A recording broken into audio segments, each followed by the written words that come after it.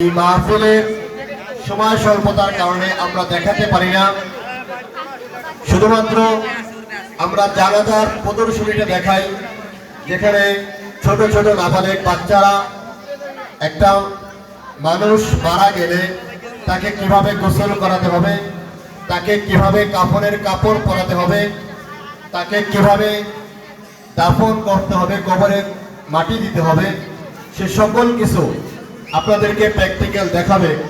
একটা সময় আমাদের অবস্থা এরকম ছিল যে মসজিদের ইমাম ঈদে বা ছুটিতে বাড়িতে গেলে যদি কোনো মানুষ মারা যেত তাহলে 2-3 গ্রাম ঘুরে একজন আলেম জোগাড় করতে হতো ওই মৃত ব্যক্তিকে গোসল দেওয়া এবং তার দাফন কাফন করার জন্য। কিন্তু প্রত্যেকটা পাড়ায় মহল্লায় মাদ্রাসা হওয়ার সুবাদে আমাদের এই উপকার হয়েছে যে ছাত্রগুলো মাদ্রাসায় 1 বছর 2 বছর 3 বছর পড়ার সুযোগ পেয়েছে, সে ছাত্রগুলো কিভাবে জুমার নামাজ পড়তে হয়, কিভাবে ঈদের নামাজ পড়তে হয়, কিভাবে জুমার খুতবা দিতে হয়, কিভাবে ঈদের খুতবা দিতে হয়, কিভাবে বিবাহের খুতবা দিতে হয়, কিভাবে বিবাহ পড়াতে হয়, মোট কথা ইসলামের A to Z সমস্ত আমল তাদেরকে শিক্ষা দেওয়া হয়, তারা শিখে যায়।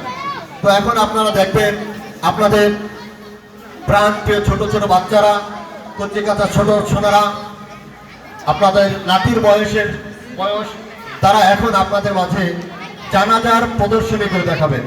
এখন আপনাদের সামনে জানাজার প্রদর্শনী নিয়ে আসছেন অত্র মাদ্রাসার নুরানি বিভাগের ছাত্র মুসাব, শিহাব, ওমর ফারুক, আরাফাত এবং তাদের সাথীবর্গ।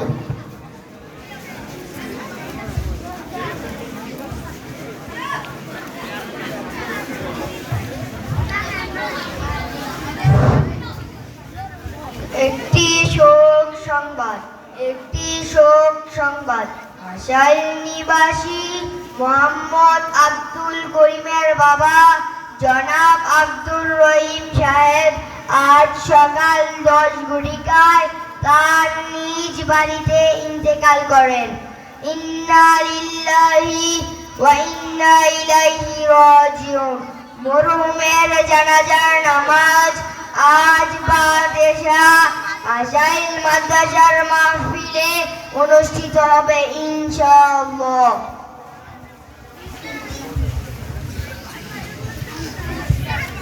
আব্দুল করিম, আব্দুল করিম। জি চাচা, বলেন। তোমার বাবার গোসল ও কাফন দাফনের ব্যবস্থা করো। চাচা, আমি তো মাইয়াতকে গোসল করানোর নিয়ম জানি না, কাফন কিভাবে পরাতে হয় তা জানি না।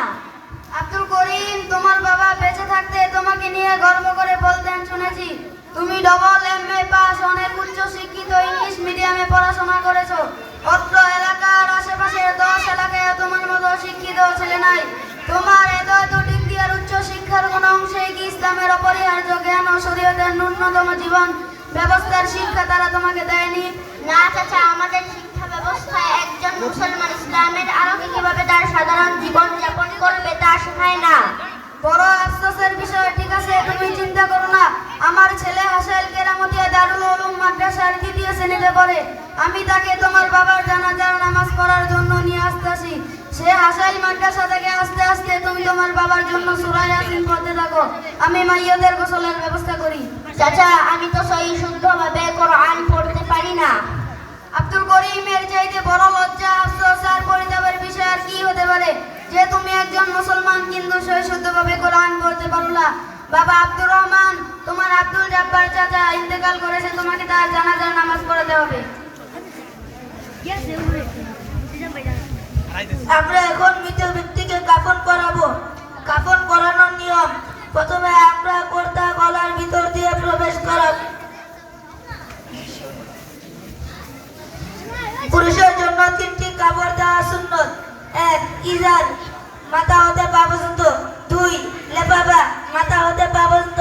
3 কর্তা, গলা হতে হাঁটুর নিচ পর্যন্ত। মহিলাদের আরো 2টি কাপড় লাগবে। 1 সেরবন, 2 সিনাবন। আমরা এখন মৃত ব্যক্তিকে কাফন করাবো। প্রথমে আমরা কর্তা গলার ভিতর দিয়ে প্রবেশ করাবো। তারপর ইজার দ্বারা প্রথমে বাম পাশ উঠাবো, তারপর ডান পাশ উঠাবো। এরপর লেফাফা বা চাদরের প্রথমে বাম পাশ উঠাবো, তারপর ডান পাশ উঠাবো, যাতে ডান পাশ উপরে থাকে। এরপর আমরা মৃত ব্যক্তিকে 3টি বাদ দেব, একটি মাথায়, দ্বিতীয়টি মাঝে, তৃতীয়টি পায়ে। এখন আমরা জানাজার নামাজ পড়ব। জানাজার নামাজে 2টি কাজ ফরজ। 1. 4 বার আল্লাহু আকবার বলা। 2. দাঁড়াইয়া নামাজ পড়া। জানাজার নামাজে 3টি কাজ সুন্নত। 1. প্রথম তাকবীরের পর সানা পড়া। 2. দ্বিতীয় তাকবীরের পর দুরূদ শরীফ পড়া। 3. তৃতীয় তাকবীরের পর মাইয়াতের জন্য দোয়া করা। এখন মাইয়াতের বড় ছেলে আপনাদের সামনে কিছু কথা বলবে। আসসালামু আলাইকুম ওয়া রাহমাতুল্লাহি ওয়া বারাকাতুহু। আমার জন্য বড় আফসোস আর লজ্জার বিষয়, আমার বাবা আমাকে এত কষ্ট করে লালন পালন করেছে, নিজের হাতে গোসল করিয়েছে, কাপড় পরিয়েছে, অথচ আজকে আমি বাবাকে নিজের হাতে শেষ গোসল দিতে পারলাম না, নিজের হাতে কাপড় পরাতে পারলাম না, বাবা জানাজার নামাজের ইমামতি করতে পারলাম না।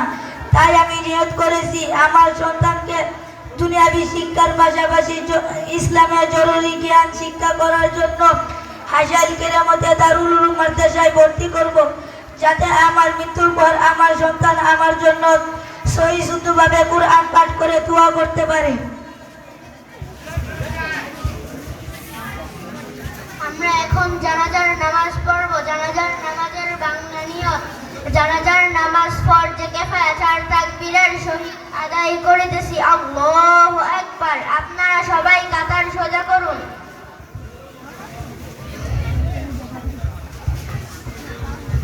আল্লাহু আকবার।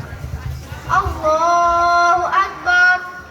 সুবহানাকা আল্লাহুম্মা ওয়া বিহামদিকা ওয়া তাবারাকা ইসমুকা ওয়া তাআলা জাদ্দুকা ওয়া জাল্লা সানাউকা ওয়া লা ইলাহা গায়রুক। আল্লাহু আকবার। اللهم صل على محمد وعلى آل محمد كما صليت على إبراهيم وعلى آل إبراهيم إنك حميد مجيد. اللهم بارك على محمد وعلى آل محمد كما باركت على إبراهيم وعلى آل إبراهيم إنك حميد مجيد. الله أكبر. اللهم اغفر لي حينا وميتنا وشاهدنا وغائبنا وصغيرنا وكبيرنا وذكرنا وأنثانا. اللهم من أحييته منا فأحيه على الإسلام ومن توفيته منا فتوفه على الإيمان. الله أكبر. السلام عليكم ورحمة الله. السلام عليكم ورحمة الله.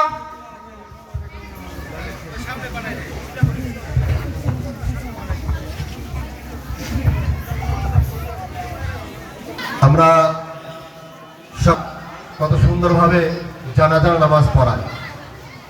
তো আমাদের সময় সংকীর্ণতার কারণে আমরা দেখাতে পারি না। আরো যদি সময় অনেক বেশি থাকতো তাহলে আমরা জুমার নামাজ কিভাবে পড়ানো হয়, ঈদের নামাজ কিভাবে পড়ানো হয়, শরীয়ত সম্মতভাবে কিভাবে বিবাহ শাদীর অনুষ্ঠান করতে হয়, এই সবগুলো আমরা দেখাতে পারতাম। তো আমরা এই একটি অনুষ্ঠান, একটি জানাজা দেখেই আমরা অনুমান করতে